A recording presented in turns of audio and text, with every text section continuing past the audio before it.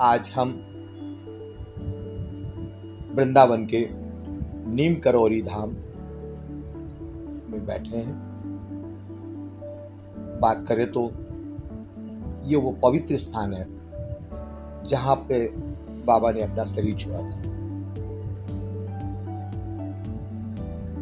बहुत से मौके थे, कैची धाम मौका था, बहुत से लोगों ने उनसे कहा भी, ले जाना चाहा, लेकिन बाबा को वृंदावन में ही अपना शरीर छोड़ना था। और आज उसी पवित्र जगह पर हम बैठे हैं। हमारे बीच में है समाधि स्थल मंदिर के ट्रस्टी त्रिलोक चंद शर्मा जी। बड़ी सेवा भाव से, निष्ठा भाव से बाबा की सेवा में लगे हैं। और कहें तो आते ही सबसे पहले हम लोगों का ध्यान रखा और हमारा मुख भी मीठा कराया, मुझे चाय भी पिलाई। और इन सब के साथ अब ये आपका प्रेम है और बाबा और ट्रस्ट के प्रति लगाव है, जिसके लिए आप पूरी तरह से समर्पित हैं। जानते हैं कि बाबा के विषय में कि हमें और क्या क्या जानकारियाँ मिल सकती है। मिलते हैं त्रिलोक से। भाई साहब, आपका पारदर्शी न्यूज में बहुत बहुत स्वागत है। आपके ट्रस्ट में हम उपस्थित हैं। कुछ जिज्ञासाएं हमारी बाबा को लेकर के है। मैं चाहता हूं कि कुछ जिज्ञासाएं हमारे लोगों को, हमारे दर्शकों को बाबा के विषय में जानकारी मिले, बाबा के विषय में लोग जाने कि बाबा की क्या क्या विलक्षण प्रतिभाएं थी, बाबा किन किन विलक्षण प्रतिभाओं के धनी थे और लोग उनसे किस प्रकार से लाभान्वित हुए हैं या हो सकते हैं। तो एक सबसे शुरुआत हम करते हैं कि बाबा के वैसे तो बहुत सारे नाम थे, अनेकों नाम हैं, लेकिन ये जो नीम करौरी बाबा उनका नाम पड़ा, इसका क्या कारण, कैसे पड़ा? पहले तो मैं आप सबको प्रणाम करता हूँ और महाराज जी के चरणों में वंदना। और जो कुछ कहलवाएंगे महाराज जी कृपा से ही मैंने जो अपना नाम लिया नीम करौरी, वो एक नीम करौरी एक स्थान है जी, जनपद फर्रुखाबाद में जी। वहाँ पर महाराज जी ने गहन तपस्या करी थी और वहीं से जो आपने जो प्रश्न किया है तो उसका उत्तर तो ये है कि महाराज जी ने वहाँ पर तपस्या करी थी और मुख्य तपस्या वहीं करी थी। तो इस वजह से महाराज जी ने नाम नीम करौरी पड़ा। अच्छा, जैसे कि बाबा के विषय में कहते हैं कि बाबा समन्वय और सद्भाव की प्रतिमूर्ति थे। समाज को एक जोड़ने की प्रक्रिया में उन्होंने निरंतर प्रयास किया। हम इस ट्रस्ट के माध्यम से उनके इस कार्य को कितना और कैसे आगे बढ़ा रहे हैं?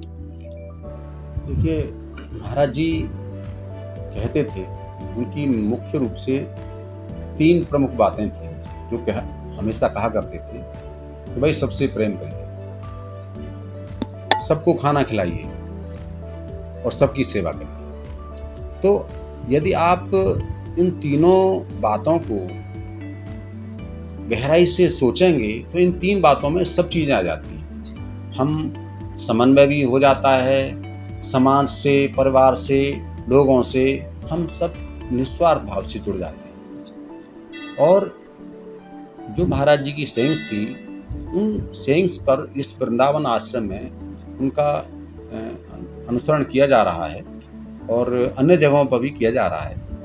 और यहाँ पर जो भी भक्त आते हैं तो उनको मतलब सम्मान भी दिया जाता है। महाराज जी के बारे में जो भी उनकी जिज्ञासा होती है, वैसे तो देखिए जब जिन पर महाराज जी की कृपा होती है वो महाराज जी ही उनकी जिज्ञासा शांत करा देते हैं। जब वो महाराज जी की कुटिया में थोड़ी देर बैठते हैं तो बाकी जब यदि कोई जिज्ञासा रह जाती है तो हमारे यहाँ जो सेवक लोग हैं, जो हम लोग हैं, उनकी जिज्ञासा को प्रयास करते हैं कि यद्यपि महाराज जी के बारे में इतना बताना कि साहब महाराज जी क्या थे, देखिए ये हम लोगों की तुच्छ बुद्धि है, हम ज़्यादा नहीं बता सकते। वो तो जब महाराज जी की जिस पर कृपा होगी वही बता सकता है। अच्छा, जैसे कि यह स्थान एक बहुत पुण्य है, पवित्र है और महाराज जी ने जैसे यहाँ पर आकर के अपना शरीर छोड़ा था, क्या इसके विषय में हमारे दर्शकों को कुछ बताएंगे?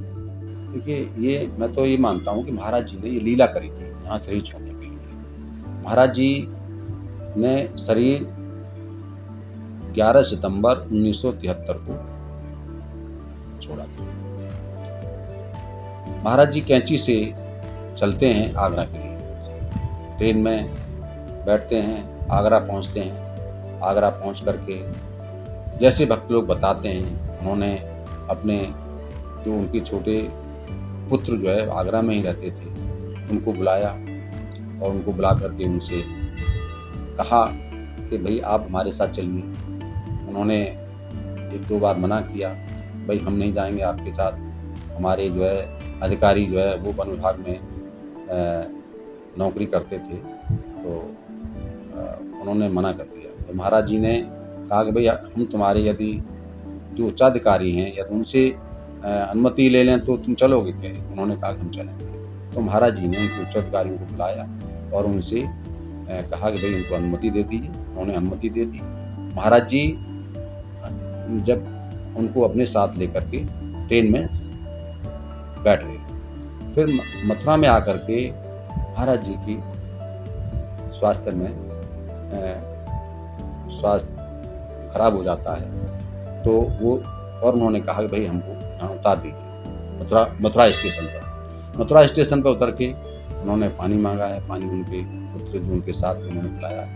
फिर जब उनके पुत्र ने देखा कि भाई जो है महाराज जी का स्वास्थ्य ज़्यादा खराब हो रहा है, तो यहाँ एक रामकृष्ण परमहंस चैरिटेबल हॉस्पिटल है वृंदावन में, इसमें उनको एडमिट कराया। वहाँ पर जब महाराज जी का इलाज चल रहा था तो उनको ऑक्सीजन वगैरह दी जा रही थी, तो महाराज जी ने वो उनको लगाने से इनकार कर दिया और कहा कि आप हमको वृंदावन आश्रम में ले चलिए। वृंदावन आश्रम में उनको लाया गया, तो वहीं पर आकर के महाराज जी ने शरीर छोड़ दिया। टीटी ने इन्हें अपनी ट्रेन से उतार दिया था, कुछ ऐसा भी उस घटना का? हाँ, वो घटना है और वो घटना नीम करौली की ही है। अब उस स्टेशन का नाम लक्ष्मण दास स्टेशन है। तो ऐसा था कि महाराज जी कभी साधु वेश में तो रहते नहीं थे। महाराज जी या तो सफ़ेद धोती में ओढ़े रहते थे, या फिर अगर कैंची नैनीताल जाते थे तो कंबल में रहते थे। तो महाराज जी जो है स्टेशन पर बैठे हुए थे, उनको लीला करनी थी और उनको ईश्वर के बारे में लोगों को कुछ बताना होगा कि भाई ईश्वर का अस्तित्व है। तो शायद उन्होंने यह लीला करी, जैसे कि जब वो बैठे थे तो वो ट्रेन रुकी तो फर्स्ट क्लास के डिब्बे में महाराज जी बैठ गए। जब महाराज जी बैठ गए तो टीटी आए, तो टीटी ने उनसे टिकट मांगी। महाराज जी के पास तो टिकट थी नहीं, तो महाराज जी ने इनकार कर दिया, भाई हमारे पास तो टिकट है। तो टीटी तो उनको जानते नहीं थी, तो टीटी ने उनको ट्रेन से उतार दिया। जब ट्रेन से उतार दिया तो महाराज जी उतर गए और एक पेड़ के नीचे बैठ गए। तो फिर ट्रेन स्टार्ट करने को कहा, तो ट्रेन स्टार्ट ही नहीं। ट्रेन जब स्टार्ट नहीं हुई तो फिर इंजन के ड्राइवर से ट्रेन के ड्राइवर से कहा गया कि भाई इसमें देखो कुछ टेक्निकल कोई खराबी तो नहीं हुई है। तो बताते हैं कि दिल्ली वगैरह से ही लोगों को बुलाया गया था, लेकिन वो इंजन ठीक नहीं होता। फिर वहीं कुछ लोग थे तो उन्होंने कुछ कहा कि टीटी से कि भाई कहीं ऐसा तो नहीं है कि आपने किसी संत को नाराज़ कर दिया हो।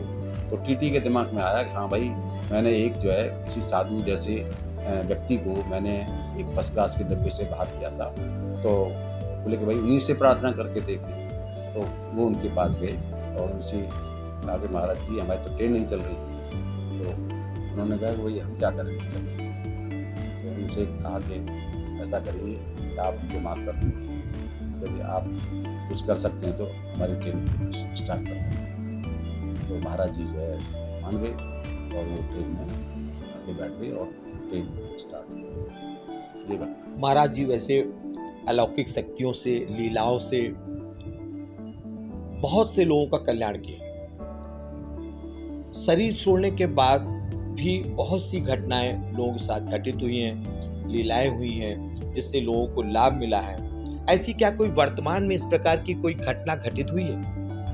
देखिए, वर्तमान में तो अनगिनत घटनाएं घटित हो रही हैं। अब जैसे हम लोग यहाँ बैठते हैं तो कुछ भक्त लोग आके बताते हैं अपनी जो उनको घटना उनके साथ जो घटित होती है उनके बारे में बताते हैं वो। एक छोटी सी घटना मैं आपको बताऊं, महाराज जी किस तरह से किसी भी व्यक्ति का या कहें भक्त का हृदय परिवर्तित करते थे। एक आगरा के कोई लोग, ये बात है करीब 4 साल पहले की। तो वो भक्त आए और वो जो है महाराज जी के सामने मैं देख रहा था कि उनके आंसू बंद नहीं हो रहे थे। तो थोड़ी देर बाद जब महाराज जी के दर्शन कर ली उन्होंने, कुटिया में महाराज जी कुटिया में बैठ लिए, तो उसके बाद में मैंने उनको थोड़ा सा उनसे बातचीत करना चाहा कि आप तो बहुत परेशान हैं, क्या बात है? कि साहब मैं परेशान नहीं हूँ, ये महाराज जी की मेरे ऊपर कृपा है। मैं तो घोर नास्तिक आदमी हूँ और महाराज जी की मूर्ति के सामने आकर के मेरे आंसू बंद नहीं हुए। तो उन्होंने कहा कि देखिए, ये महाराज जी जो आंसू आ रहे हैं ये मुझे आनंद की अनुभूति हो रही है। तो महाराज जी तो कैसे हृदय परिवर्तित करते थे लोगों का। और बहुत सारी बातें हैं। कोई कहता है कि साहब हमारे कोई रिलेटिव बीमार थे तो महाराज जी साहब जो है रात को आकर के उनका हालचाल पूछते थे। मतलब अलग अलग तरह की घटनाएं सब लोग बताते हैं। तो महाराज जी तो आज भी लोगों के काम कर रहे हैं। लेकिन मैं एक बात कहना चाहूँगा कि उसमें जितना दृढ़ विश्वास, प्रबल आस्था होगी, महाराज जी उसके उतने ही ज़्यादा साथ, ये मैंने अनुभव किया। अपने ट्रस्ट के माध्यम से वर्तमान में जो हमारा वृंदावन का आश्रम है, इसमें हमारा आगे का क्या लक्ष्य और हम इसे किस प्रकार से जन जन तक पहुंचाने का हमारा क्या उद्देश्य, क्या लक्ष्य है इसका? देखिए, हम लोग क्या कर सकते हैं, ये तो सब महाराज जी ही प्रेरणा देंगे कि क्या करना है।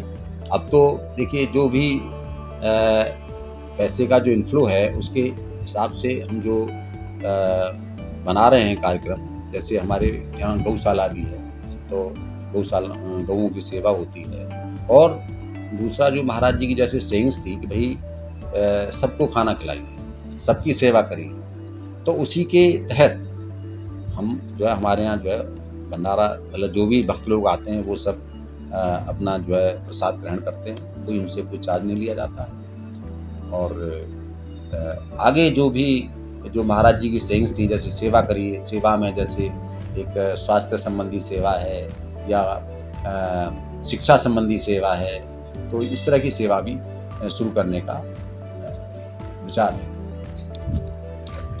बहुत अच्छी अच्छी जानकारियाँ दी आपने त्रिलोकी चंद जी ने, और सच्चे मन से बाबा की बात को जन जन तक पहुंचा रहे हैं। सेवा भाव और लगन समाज के विस्तार, समाज के उद्धार के लिए बाबा की बात जन जन तक पहुंचाने का पूरा प्रयास कर रहे हैं। बहुत अच्छी बात बताई आपने कि विश्वास और बाबा पर भरोसा, ये दो चीजें ऐसी हैं, यदि हम इस पर कायम रहते हैं, इस पर रहते हैं, तो हमें चमत्कार नहीं, खुद अलौकिक शक्तियां हमारे पास दिखे, हमारे काम स्वतः होने लगते हैं और इसका एहसास हमें तब चलता है। बाबा हमारे बीच में आज भले ही ना हो, लेकिन सभी के हृदय में वास करते हैं, सभी के हृदय में निवास करते हैं। यदि सच्चे मन से लोग बाबा का ध्यान करते हैं तो बाबा उनके साथ रहते हैं। बहुत बहुत धन्यवाद भाई साहब, आपका बहुत बहुत धन्यवाद। अच्छी अच्छी जानकारियाँ दी आपने, बाबा के विषय में जानकारी दी, बताया, इसके लिए आपका बहुत बहुत धन्यवाद।